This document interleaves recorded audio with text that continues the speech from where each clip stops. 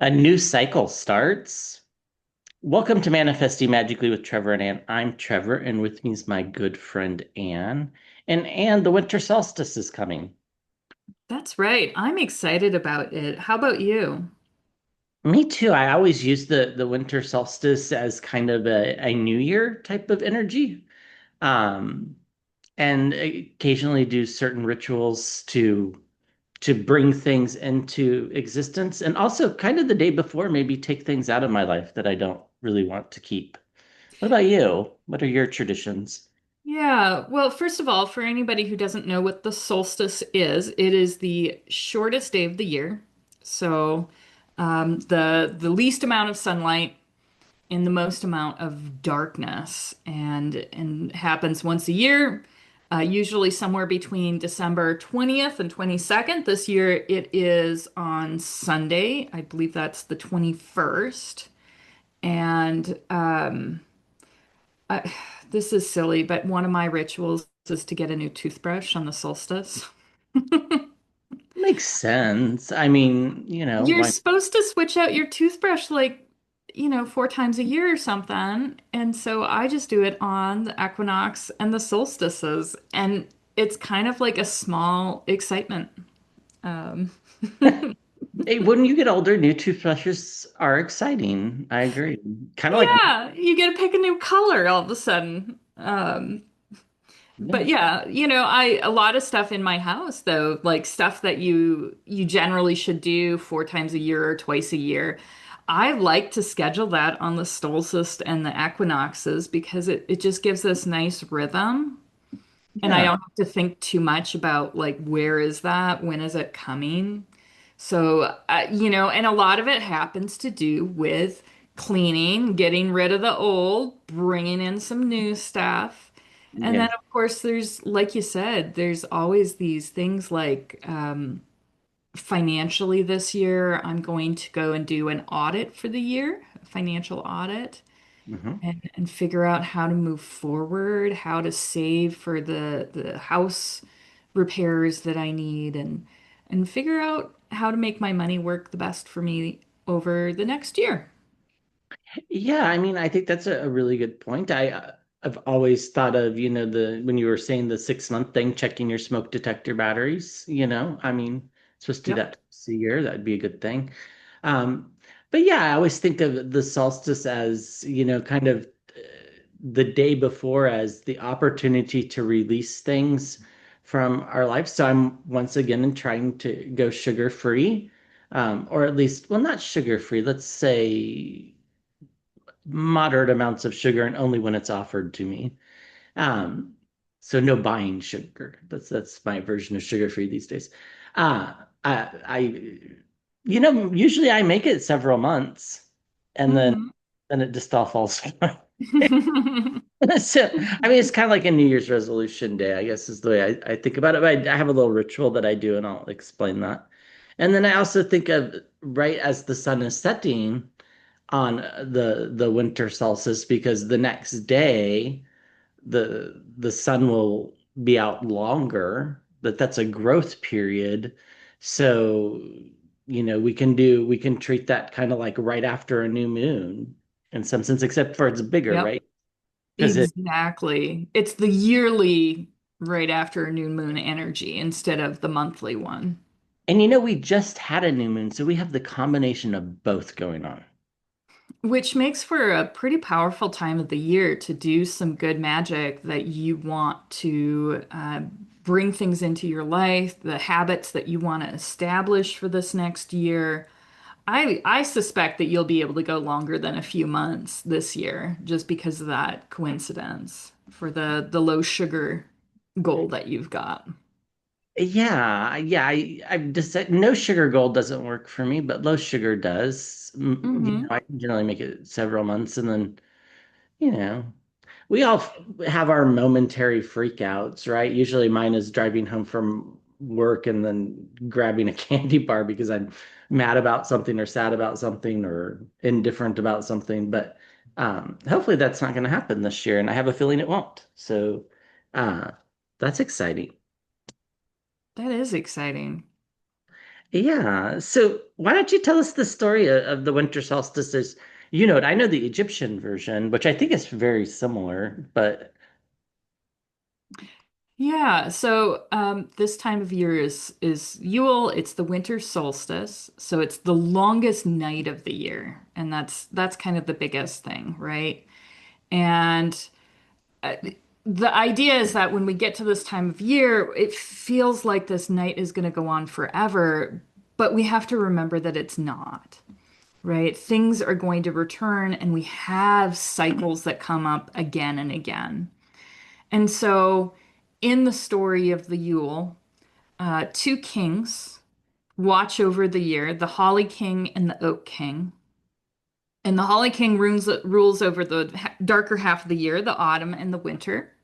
So, this is a time that we slow down, we turn inward, we're letting old things rest, we're kind of letting go of things.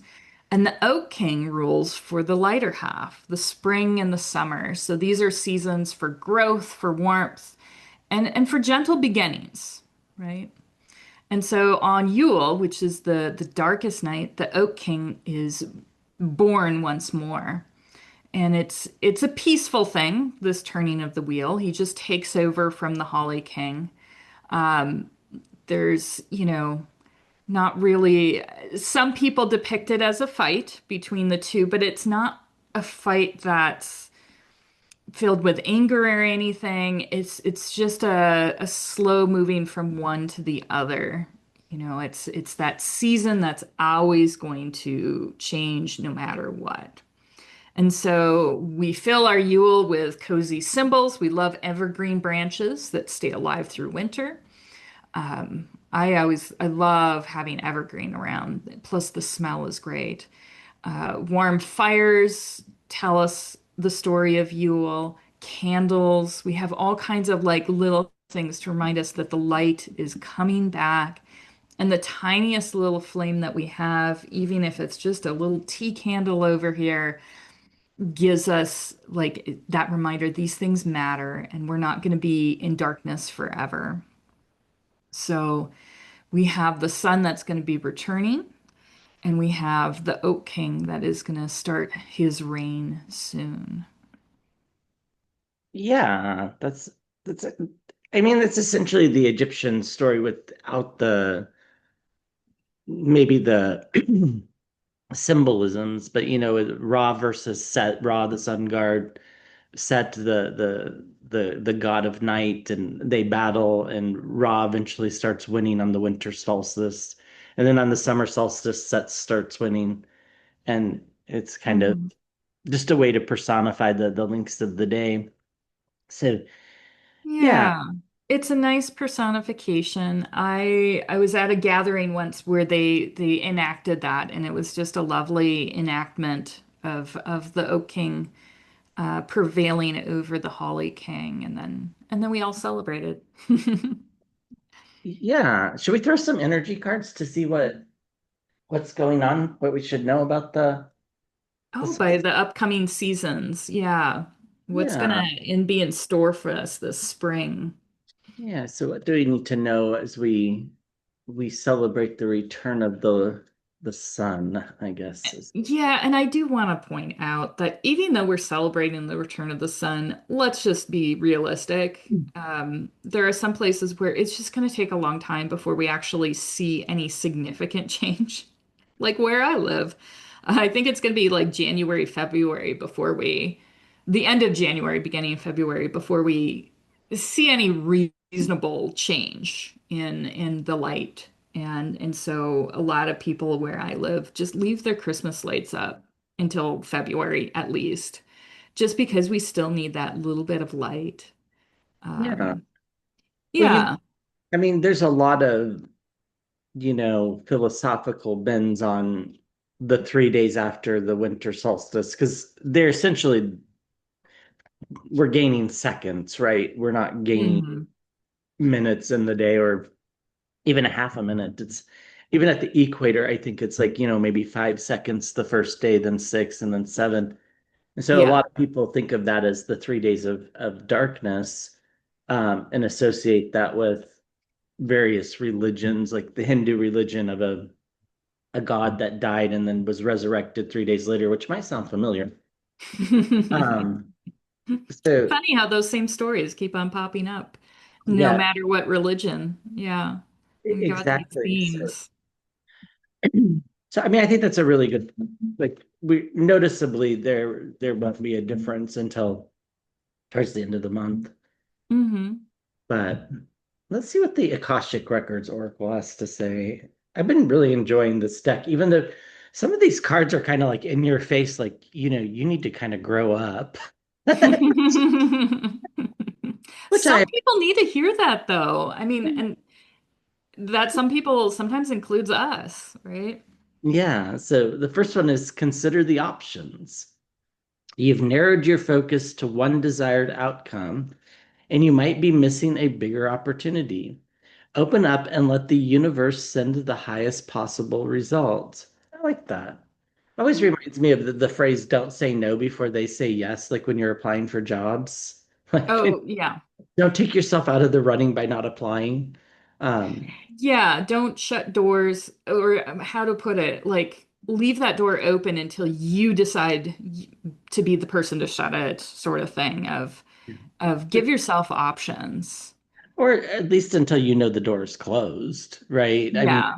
if you're not Yeah. the one shutting it, yeah, I think sometimes we get our mindset on this very specific goal, and we can focus all our attention on that, and it's kind of like the expression of putting all your eggs in one basket, right? It's maybe um not the wisest move, but it's Hmm. definitely a reasonable thing. This makes a lot of sense to me. Release attachments.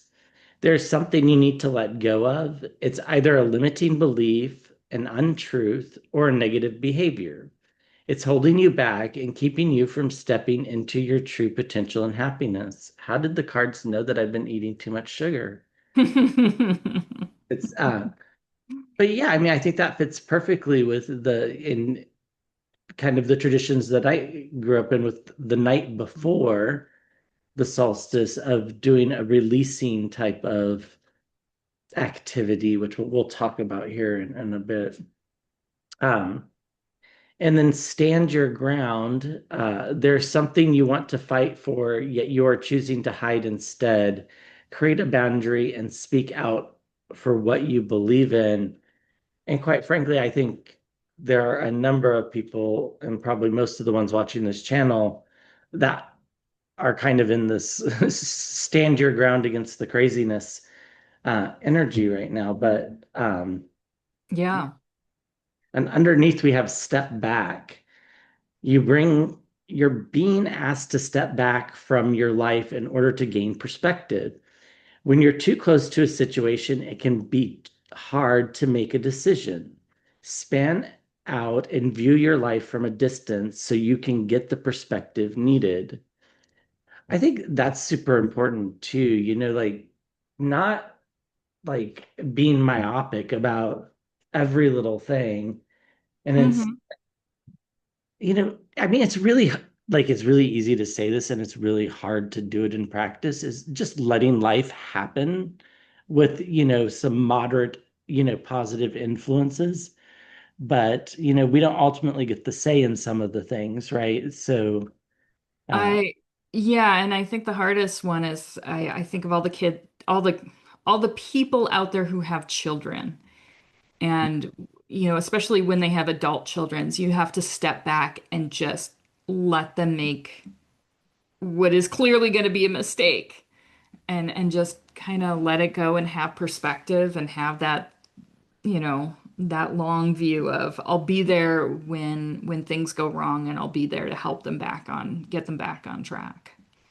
yeah, it is tricky when you see somebody heading towards something that's not good, but at the Hmm. same time, who's to say that lesson isn't an important one for their development, I mean, That's what I've always thought, and I get frustrated when sometimes I know I'm making a mistake, but I also am cognizant of the fact that I need to do this in order to get the lesson to stick of what I need to know. and to be a better person, to have a better life, to have a different perspective.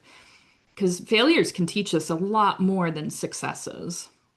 Oh, absolutely. I mean, pain brings wisdom. Mhm. You know, I don't think people that I don't think I've ever met somebody that I consider wise that doesn't have like a really dramatic story at some point in their life, right? And I'm not saying that that can't happen. I've just it's never personally seen it. Yeah, and it doesn't mean that you go out and make every mistake you can. It just there are some mistakes like you realize are going to make mistakes, but they're going to teach you something to help you get to somewhere better. And you need that. Well, exactly. And I think too, the big thing that I've been kind of talking about is, making sure that, we don't judge ourselves by other people's values. And that's like a tough lesson. I don't think you learn that until you're in your 40s. And maybe Oh, later. yeah, that is a very tough one, especially, you think of when you're a kid and you're in school, high school, like it's always a comparison game. Yeah. And it takes a lot to break out of that. And it takes a really long time. And hopefully most of us get through that in our 40s. I think I'm definitely in that phase.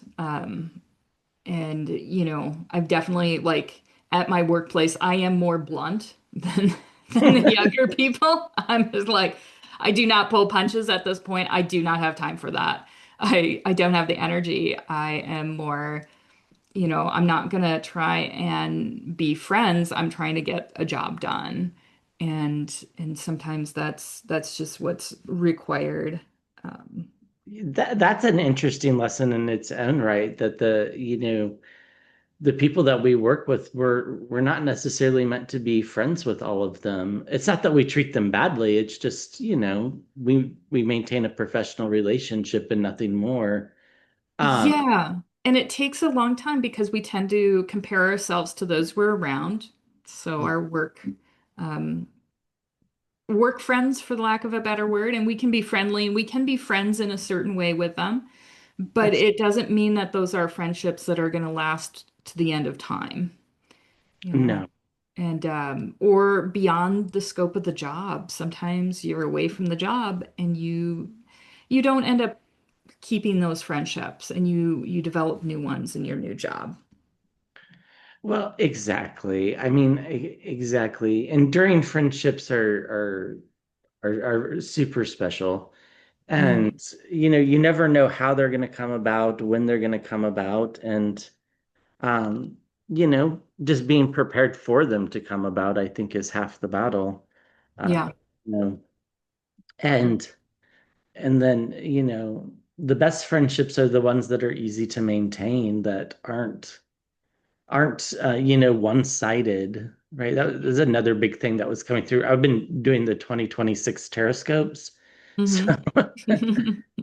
there's another big energy coming through of like making sure things are balanced, and there's not more give than take, in a lot Yeah. of friendships, which I mean, Well, you know and that does happen sometimes. And it's the other type of friendships that are great are the ones that you can reconnect after long periods of not talking to them. And it's like you just pick up where you left off, kind of like the way we did.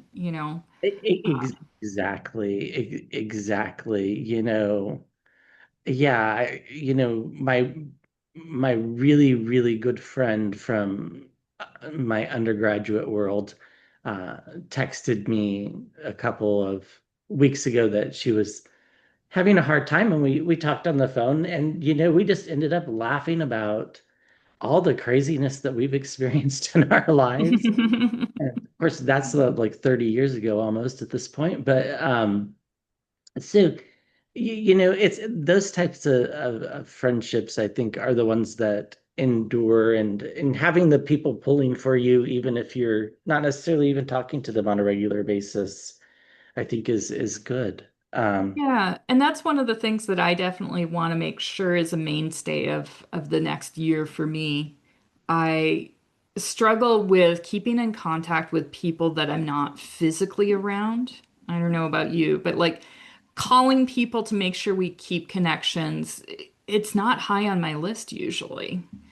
Uh, it- yeah. no, and texting is not the same. It just No. It's not. It's neither is Facebook updates or, you know, stuff like that. Social media, it's a different environment. Yeah, you know roughly what's going on in their life, but it's not the same. no, it's not, and you never like Facebook always kind of disturbed me back in the mid 2000s when it came out. It's because it's like you would read somebody's post and you would think they sound really happy, are they? Like Hmm. because like my intuition would tell me differently, and then you know it felt like it was a competition to get the most likes, the most comments.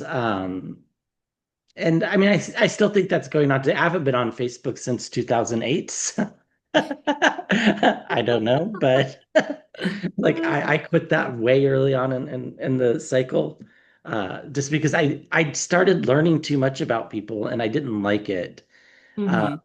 I didn't really want to know your bigoted political views, right? Especially for somebody Yeah. that I'd known for 50 years and thought was a reasonably good person. So, um, yeah, I mean, I think Facebook made us too close, so that's why I'm not on it. But uh, you know, I mean, the only social media I do is YouTube. That's it. And And well, in Blue Sky. in Blue Sky, I haven't been posting on Blue Sky. I should probably start posting more on that. But um, yeah, it's things. So what is something that I want to release this year besides the sugar, which was sort of tongue in cheek, but also not? Uh, uh, you know, I want to release a lot of the self-judgment that I go through. I don't know about you, Anne, but I can go through and have like what you would think would be considered a very successful day. And then at the end of the day, think, wow, I did this wrong, this wrong, this wrong, and this wrong, and none of which matters. Hmm. And or I should have said this and I didn't say that, and like that would be nice to get rid of the self-judgment. All I can think of is that is a heavy load. Um, Yeah, I'm the same way of there's a this could have been done better. I could have helped this person better. Um, could have said this to a friend to be more supportive. And it's tough because it is so easy to build or to break ourselves down. You know, every single one of us knows that we could just rattle off a list of things that we could have done better or that we did horribly, situations that we reacted to poorly and yeah. spend days doing that. But letting that go is really tough. Really, really tough. Yeah, and we can get into this like the universe is punishing us type of energy. Hmm. Like I'll give an example. This is a crazy one, but uh, you know, we had to have some house repairs a couple years ago uh, because of some weather incidents, and we decided, well, we're going to remodel this bathroom while we're doing it because we were going to be out of the house for a while. And I thought, I should check the main water shut off. Uh, and well, apparently it hadn't been turned for like 30 years. And so, all of a sudden there's, water that I can't stop. And it's like, well, why did I do that? But then I thought, it probably would have been later, like after things settled down. It didn't take long to make it to where it was manageable, and then a plumber came and fixed it. It wasn't that hard.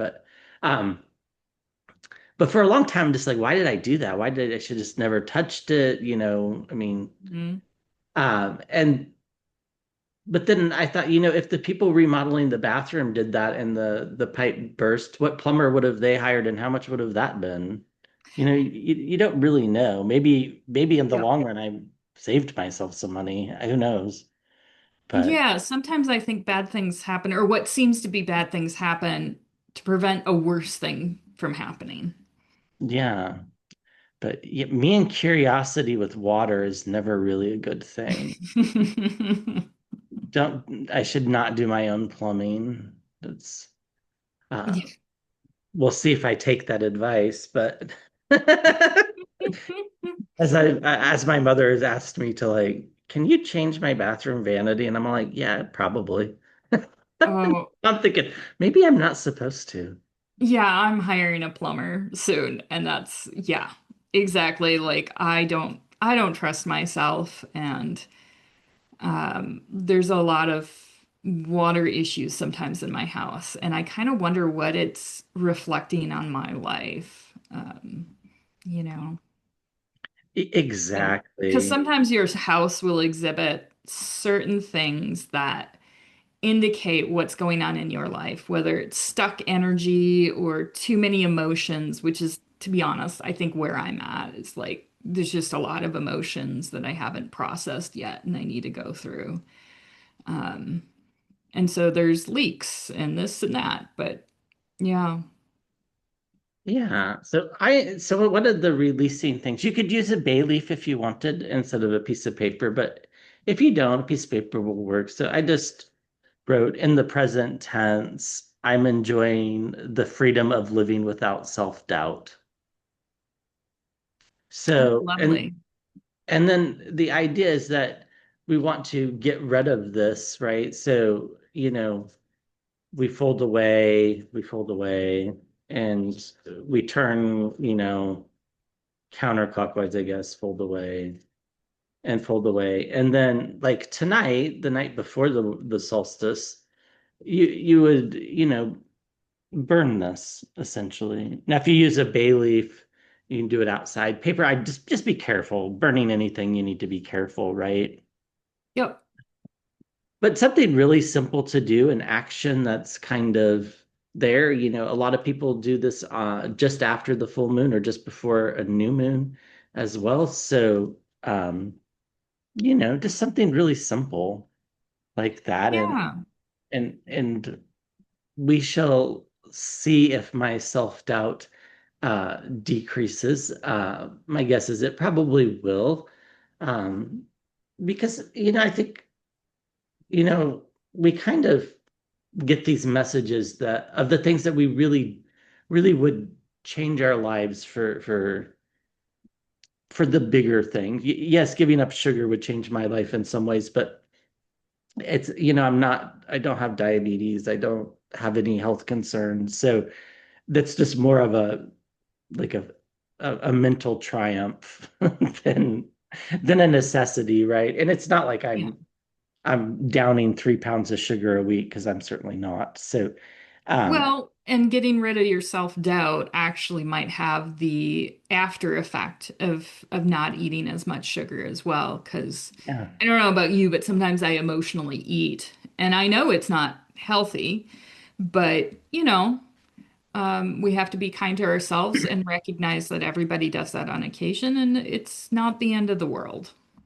Well, I think I told this story on this channel a while ago. When we first moved to where we live now, we rented an apartment in this kind of dystopian uh That's an understatement. I felt like I was in the place. middle of a movie set Yeah, with it's some like sort of, every like oh, every creepy, townhouse creepy. was like green, blue, gray, or whatever the colors were for miles and miles. In a maze of streets. I mean, once you're in there, it was like, how did we get out? Yeah, because you drove me around there one time. Yeah, and so while we were setting to move into our the house that we had purchased and waiting for it to close, like I watched all 21 episodes of Mayday Airplane Disaster. And I ate, glazed donuts like every single night for supper. And It's like, are you okay? Like, well, I mean, not really. Yeah. And sometimes we like our eating habits reflect, are we okay or not, you know? It was just too much energy around. Like, it's just not good for somebody like me. But I'm Yeah. sure other people find that place, maybe lovely. I don't know. But um, and then, we also can bring things into our lives at the summer solstice. I'm sorry, the winter solstice. So let me see if I can come up with something here. So something like as the days grow longer, uh, my finances grow stronger.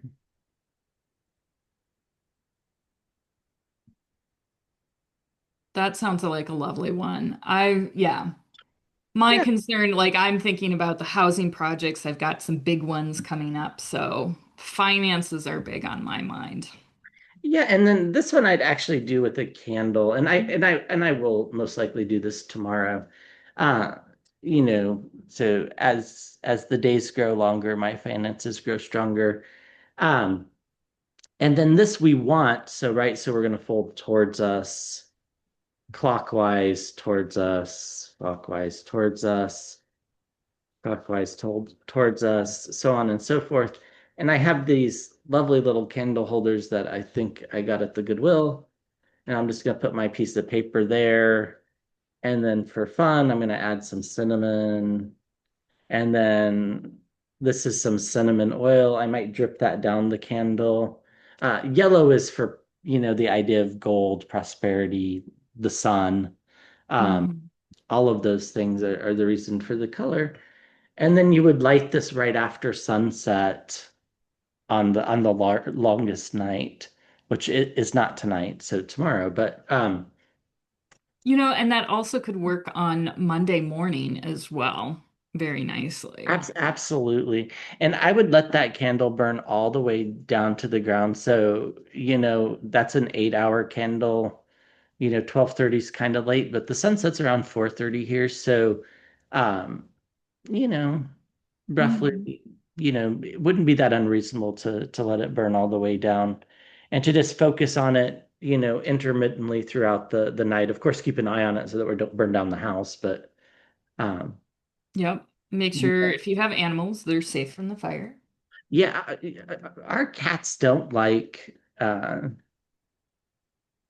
well, the two kittens aren't big enough to jump up yet to Good. and our older cat, she wants nothing to do with anything that has an odor, so Well, she'll and she's smart enough. It was only your older cat who passed away this last year who ever lit himself on fire well the by funny accident. And we were in the room, so the it was the taken care funny of quickly. the funny thing about him lighting himself on fire is he didn't know that he had done it.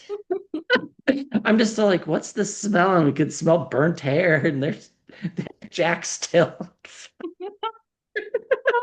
Poor It didn't burn Jack. his skin though, so he didn't hurt himself. It's just his hair. Yeah. Uh, yeah, he was a goofball though. Yeah, he would be one to like walk up to the oil diffuser, right, and smell it and decide that's bad. Yeah. Or the Vicks Vapor Rub jar in the winter. Insisted on smelling it than to just run away. It's like Oh my goodness. crazy, We crazy. love our fur balls.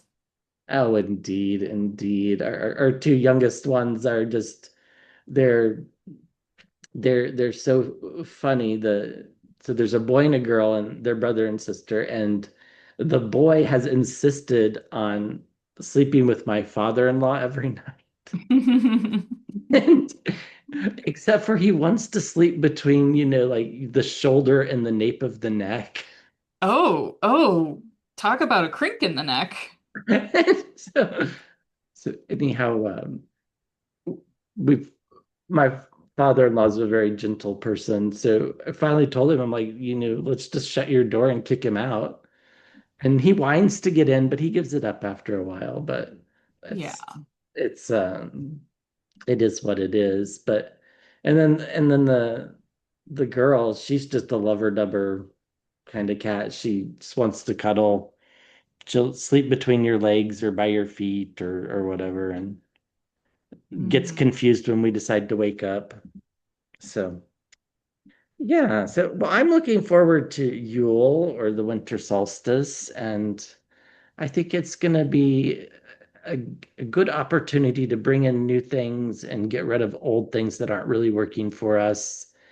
Um, so yeah, Yeah. And I was hoping we could maybe end with like a couple cards on basically what to bring in this new year and yeah, where we should go. sounds like a good plan. Yeah. I'm still getting to used to this deck and really enjoying it. So our first card is the Bear and Cedar, which is for leadership. Mm, So taking charge of our own lives, I think is a really good thing. yes. Um, Becoming, a lot of us, it feels like we're still learning to be adults every year. There's new things of how to be, how to be a human. The bee and the pomegranate for productivity. I Ooh, like that as well. Remember to balance productivity with taking care of yourself. yes. Sometimes you can be more productive by taking a break and getting a little nap in and then going back to work than by just working through. Agreed.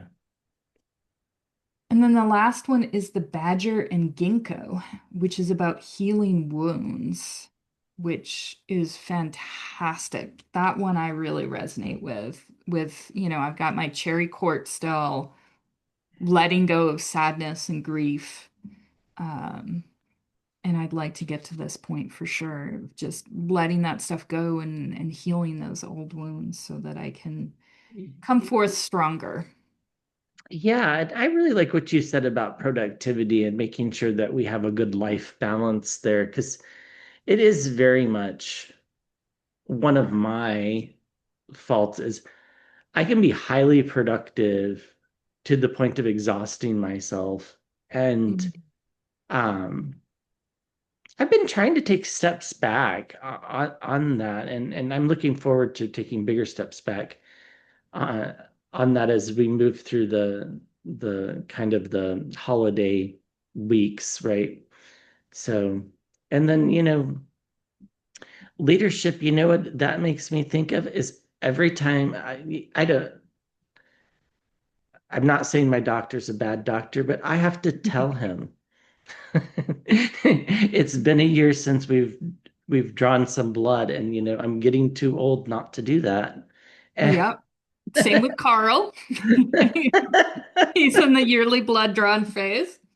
and perhaps there's some screening things we need to do that you need to take better action here, but it's so hard to, Oh, I mean, it's other hard to than, self-advocate sometimes. yeah, you just have to self-advocate. So Mhm. well, Anne, I wish you a very merry winter solstice and Yule, um and a Merry Christmas as well. You too. Have a blessed season, everybody. And thank you everyone for leaving comments, for liking the videos. It really, really helps.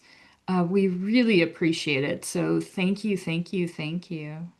Yeah. Bye, everyone. Thank you. Bye.